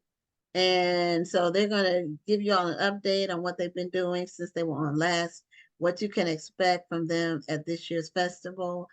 I know they're both going to be on a publishers panel. And so, and Julia's doing her own seminar on how to build your brand with your book. So you're going to be able to meet them, and it's going to be great. And so as soon as Terri comes on camera, I think she must have walked away. She must have logged in and walked away from her computer. There she is. There she is. There she is. Lydia posted take pictures. So we will be taking pictures. Lots And of them, doing some content, lots doing of pictures. videos. Yeah, we're going to be posting on Instagram and the festival Facebook page. So check it out. You tune in. And Julia Royston says she's super excited about being at the festival this year. So Terri, Burney, welcome Hello. to Black Authors Matter TV. Thank you for having me. I'm honored. Thank you for You're being welcome. here. And your book is called What Can Toddlers Do?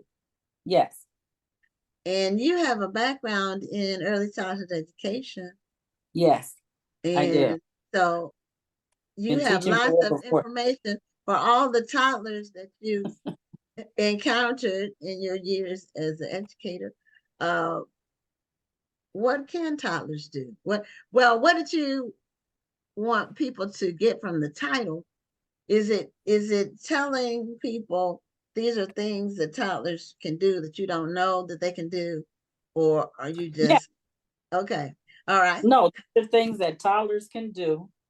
Okay. And people always ask me, what can you teach a toddler? And I always say, first of all, they know they are intelligent little beings, that everything is brain development for them. So they're learning everything. Their brains are just like a sponge. Yes. So you can teach them how to do everyday chores. You teach them manners. You can teach them to listen, because they're great listeners. They just don't have language. Right. Okay, now when I you, think we forget And a that toddler is the toddlers. age. I was I'm going to sorry? ask about the age of a toddler. That's what I was going to Yeah, Oh, the How do age you- of a toddler is 12 months to 3 years old. 12 months to 3. Okay. Okay. Now I was Yeah, I'm gonna saying I say, think we forget that toddlers have their own way of communicating. They understand what's going on around them. They may Yes. not understand it the way we understand it, but they know that there's something going on around them. Yeah, they have comprehension and understand. They just don't have language. yeah. You can Well, ask some of them have to language. do Some one. of them have language. Some of them do have language. Well, yeah, they develop on their own level. Right. My daughter was talking very early, and she never stopped. When she started, she never stopped. She I was love it. talking. She could do a conversation when she was 2.5. She Mhm. could have a conversation with somebody, and people would be amazed that she could do that. And I said, well, I talk to her like I talk to adults in Exactly. terms of just Mhm. the language, the words. They can pick up whatever Yeah. you feed them. They really can. Mhm. And some is are it true? language. Is it true that and I tend to agree with it, but I just wanted to hear your take on it, that we should talk to our toddlers as regular people and not try to use so-called baby language like boo boo boo boo boo goo goo goo and things Yeah, like you talk to them in that. regular language, just like I'm talking to you. They Yeah. have comprehension and understanding. The Mhm. more you talk, the more language they'll get. If you're a multilingual family, the more language you talk in your family cultural language, they get it. They understand it. You can give them tasks to do, and they can do it. Yeah. So that's yeah, true. don't, as we say, the motherese. Oh baby, you can do this and you can do that. Mommy loves you. They understand just like you and I understand. Yeah. Makes a lot Yeah, of they sense. also can pick up on negative things too. Right. They So can. that's why you have to be very careful because, there are 3-year-olds that are cuss somebody out.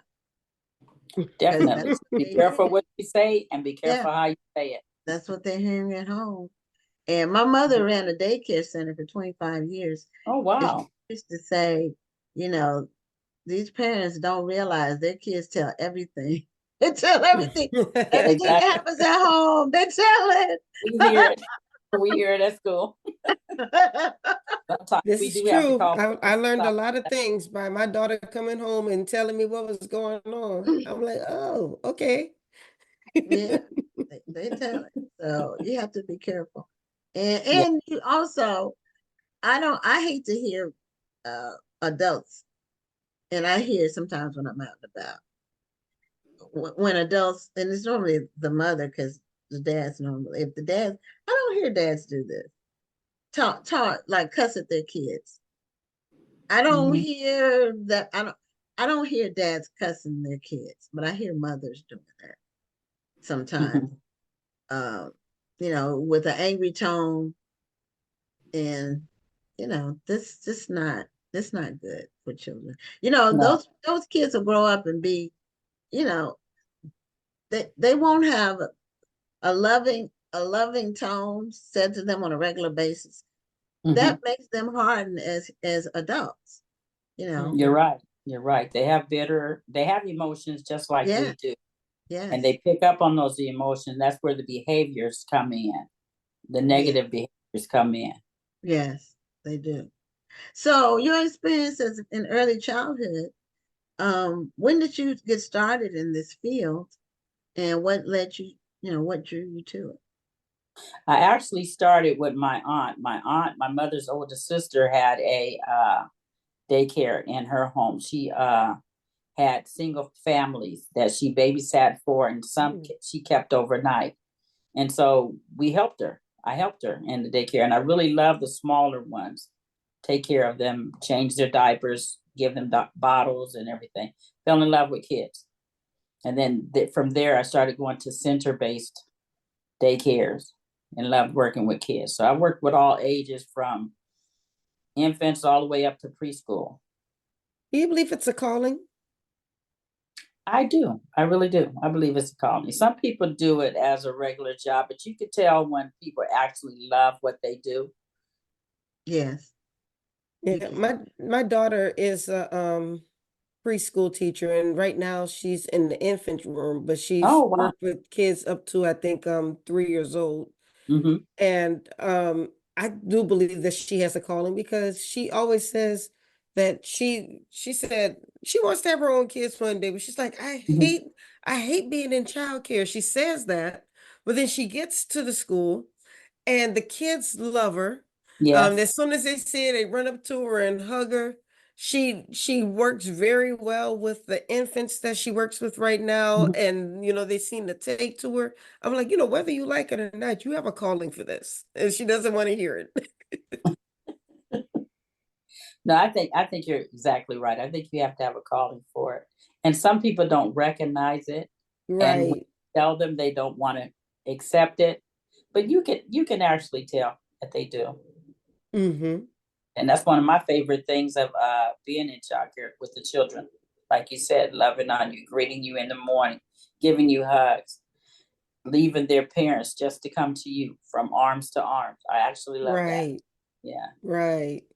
They're not crying when they're leaving their parent because they know they're going to a teacher who loves them Yeah. just as much. Yes. Yeah. I love. My sister, who had no years in education at all in her career, she retired and she decided to get a part-time job teaching reading in the public school. Mhm. And I think 5-year-olds, they're kindergartners. And she said she didn't think she was going to like it. But she said the kids are they just always hug her and say they're so happy that Yes. she's there.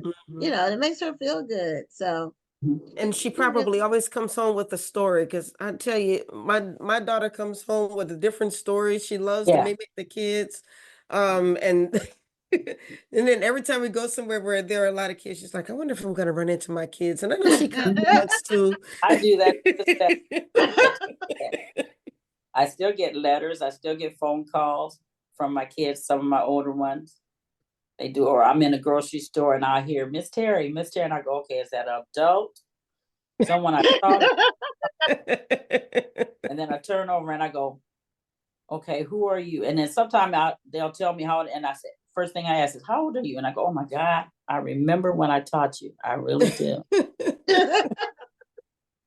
Yeah, well, children remember the teachers that really cared. Mhm. You know, that's a memory you have for life. Yes. Teachers that really impacted you, and they're the ones who care. And a lot of them are tough. You know, when Yeah. you get to the higher grades, you know, my tough teachers are the ones that really had the biggest impact, Mhm. because Right. you know Right.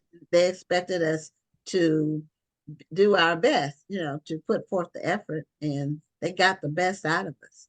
And so Mhm. that's what people remember. So your book that you wrote, What Can Toddlers Do? What led you to write a book about it? I had was going to write a book about actually poetry. And then someone gave me the idea. You have siblings. I have siblings in my classroom, and I've taught kids that have families in. I have one family now. They have preschooler, a toddler, and an infant. An infant's in my room Wow. now. And they said, well, you have siblings. Why don't you write a book about siblings? And I said, you know what? That's right. I can. And then it occurred to me, like I said, I was in the grocery store. Someone said, what, are you an early childhood? And I said, yeah. They said, what age do you teach 5? And I said, no, I don't teach 5. I teach toddlers or young toddlers. And that was the question. What can a toddler do? What can you teach a toddler? You can't teach ABCs, but you could teach them math. You're doing numbers every day with everything you're doing. You're doing it, you're building, your construction, your engineering with the Duplos, with the Legos. People don't realize that's math, that's science. Yeah. Mm-hmm. And so that's what you're teaching them. You're teaching them how to take care of a house, how to take on interaction roles that you do by washing the table. Give a child a paper towel, let them spray the table with water, you do the soap, they're wiping off the tables. Okay. Taking care of a baby doll, you're teaching them role play, how to take care of a baby, how to And they're teach. internalizing all of that. Mm-hmm. And They are. they're probably doing it at home too, because they learned it in school.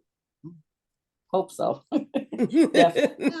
A 3-year-old or 2. But I have siblings, so they they can teach learn it with their ABCs. babies. You see it. I'm sorry. What did you Well, say? I was saying a 2, 2.5. They can learn the ABCs. They might not be able to recognize them all the time, but they can sing the ABC song. Oh, they definitely can sing the ABC. And then they can see them Well, from that. I don't That's know. how they When I start. used to sing the song, I thought elemental P was one word. Yes, we hear a lot of that. We laugh.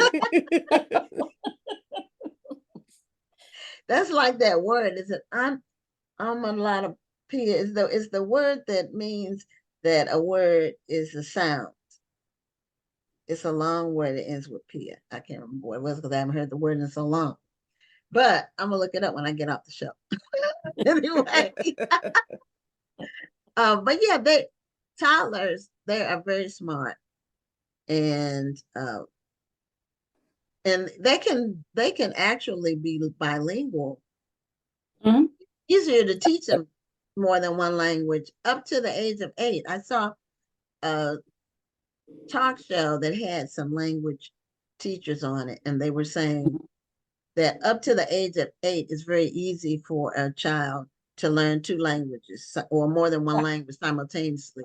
But after the age of 8 it becomes more difficult. Not impossible, but age 8 seems to be the point where it's more challenging. But before they can just, like you said, and they're sponges. They can Yeah. soak. The earlier you can get them, the earlier they learn. And it's a lot of it could be cultural too. You learn it at home, you learn the different languages. I have families that are bilingual, that are multilingual. Dad is from another country, mom is from another country. They're raising them here. So they're learning English in school. Right. But when dad comes in or mom, they're both speaking languages, and this child can comprehend and understand exactly what they're doing. Go get your code in Spanish. They're doing it. Yeah. And they're not even two. Yeah. A So, lot yeah. of Did you times show when- us a copy of the book yet? Yeah, she showed you did. She what did the at the child beginning. do. but- Oh, there it is. Yeah. Okay, now I remember. in the beginning, but you can always show it again. So people can see it. And that looks like a proof. Yeah, this is a proof Mhm. of it. Yeah. That was the first one that came in, and I did a lot of You things did in some it. edits. Yes. So what can toddlers do? Is it a book you read to toddlers? Yes. I've read Okay. it to my classroom, and the 2-year-old classrooms has it, the 4-year-old, 3 and 4-year-old classrooms have it, up to the 5 and the 5.5-year-olds, and the families throughout our daycare, because they order it from Amazon.com, or they Okay. order it from me personally. Okay. So And they so have their home libraries too. okay. So this is your first book. This is my second book. Okay. So your first book. Oh, Long and Tall. That was the Yes. first Yeah. one. So do you have First a copy of Long Long and and Tall? Okay. So you, in that book, you talk about, what do you talk about? The in that book? various ways of transportation that children get around the cities, and it's in the names are in different languages too. So it's a journey about children taking various ages, taking their favorite modes of transportation, traveling to their destinations with the grown-ups they love. Oh, okay. Oh. Now did I see a giraffe on the cover? Mhm. No. Yeah. Okay, is that a mode of transportation? This one is Is that a mode of transportation? For some people. You have a bus, you have a bike. I'm sorry. Okay, you have a bike. Okay, so I saw the giraffe. I bus. didn't know if the giraffe was supposed to be a mode of transportation. Yeah. So I that's what think was that would trying be to a figure fun out. book Thank you. for kids when they are traveling with their parents. Yeah. Mhm. Mhm. Yes. Especially those long trips when you're going from state to state. Yes. Thank you. So do you have another book you're working on? Are all of your books going to be geared towards toddlers or children? Or No, do you- I think my next book will probably be about family. Probably my nieces and nephews. How do you Some of the choose your stories subjects? Huh? How do you choose your subjects? What interests me, what I have a passion about. I love my toddlers. I love my classroom. I love my family. Love it. Yeah, So when do you think you're going to be starting on the next book? Not that we're rushing you. No. Probably I was, sometime next year. Okay, yeah, because if you're on a roll, you have to keep it going. Mhm. Yeah, Yes. keep the momentum high. Yeah, yeah, sometimes it's like that. I need to, next year is my year to do a couple more books. This year I decided I wasn't gonna do another one this year. How many But books have you written? 15. Wow. Well, you know, when I did my first one, I never expected to do any more. Yes. So, and then on this show, I meet people who've done 30, 40, 50, 60, Yeah. 100 books. Yeah. And so I'm like, wow. That's a Yeah. lot. And then some of them still have full-time jobs and they're able to Yes, do all of that. Yeah, I don't know Wow. how they do it. I come up with all these different stories and people and places, Mhm. storylines. Sometimes people tell you story and you go, okay, how can I input that in a book? And sometimes it just, you say, okay, I'll wait on that. Yeah. Yeah. So somebody said, how many kids did you teach? This is Lydia. She's a regular viewer. You probably don't know that number, or do you? No, I've been teaching Yeah, since I was 17 years old. I'm 62 now. Okay, so So you, a lot, that's Oh, a so lot it's of been years. yeah, I it's can't. been a lot. over 30 years because I thought you had been teaching for 30 years, so it's been more than 30 years. Actually, in a center-based daycare, I probably have been about 30 years. When I started with my aunt, I was 17 years old in her home daycare. So, Okay. Wow. Yep, yeah. that's definitely a It's a calling. You would calling. not have stayed Mm. as long as you did Mhm. if it weren't a You calling. you really have to So love it. I love it. I actually do love teaching kids. I really do. That's wonderful. That's better for me. Well, I'm as a They parent, tug at thank your heart. you. Yeah. Yes, thank you, because it's dedicated teachers like you who have a real impact on kids, and they know what they want to do and who they want to be and how they want to be because of teachers who are dedicated. There are kids who have been given up on, but because a teacher cared about them, they were able to turn that around. So I thank you for just the love that you've poured into the children. Thank you. Yes. So people can get your books, both of them, Long and And Tall and What Can Toddlers Do, on Amazon. Amazon.com, and they're both on BarnesandNobles.com. They're also in the Royston Children's Bookstore. Yes. Okay, so Mhm. at bkroystonpublishing.com. Yes. Yeah, we put all the links in the chat so everybody who's watching can go ahead and click the link. Purchase a book for a teacher in your life, for a toddler in your life, a Yes, parent. please. Lots of different people can benefit Yeah. from this book. Or a daycare center. Yes. Thank you. There are lots of those everywhere. Well, thank you, Terri, for being a guest on Black Authors Matter TV. We really appreciate you. Thank And you. congratulations on publishing your book. Thank you. Appreciate that. Thank you so much. Thank you for having me. It's my You're pleasure. And to be- thank you for being here. Have a great evening. You too now. Thank you. Okay, so we are at the end of our show, although we're not signing off just yet, because I did want, I let you all know we're going to be in New York at the Harlem Book Fair. Our tent is R, and it's a row R, like in Robert, 5. And that's, That was well timed, Gwen. yeah, it was. But R as in Robert, that's what people say when you like reciting something on the phone. I always use R as in Robert. Some people use something else for R, but everybody knows Robert starts with an R. So, but that's where we're going to be. It's the third row back from the main stage. And we are hoping for clear skies. I've been checking the weather reports. I told Rhonda, I've been checking them twice a day. And right now there's a 35% chance of rain in New York. And I am hoping and praying and keeping my fingers crossed that there's no rain, that the clouds will just dissipate. Yes, absolutely. We need to have a beautiful day for the Harlem Book Festival. We do. And if any of you are going to be there, be sure to stop by our tent. We'll have a Black Authors Matter TV retractable banner. And Rhonda and I will both be there with lots of our stuff and push cards and everything. And regarding the National Black Book Festival, we're very excited. It's coming up. It's only 7 weeks away. And it's going to be awesome. It's going to be the biggest one we've had yet, and we're just really, really excited. We have is it Successful Black Parenting Magazine is going to be doing some broadcasting from there, some live streaming from there, and we just got all kinds of stuff going on.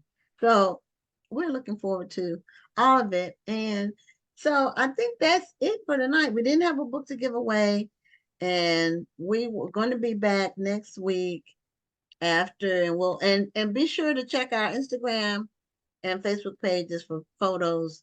We'll be taking pictures at the Harlem Book Fair.